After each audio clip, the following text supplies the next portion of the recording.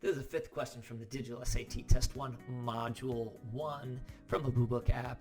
Text 1 says that companies claim that merger will benefit consumers because they increase efficiency and lower the prices. And so this Economist fan, she investigates and she's like, no, prices would actually rise.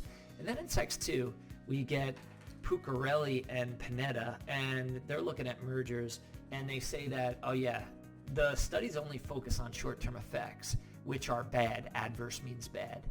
And if we looked at consumer banking in Italy, we'd see over the long term efficiency is increased, and that results in economic benefits for consumers. In other words, prices lowered. Correct answer here is C. They would encourage Fan, passage 1 woman, to investigate whether the projected effects on subscription prices persisted over the extended period.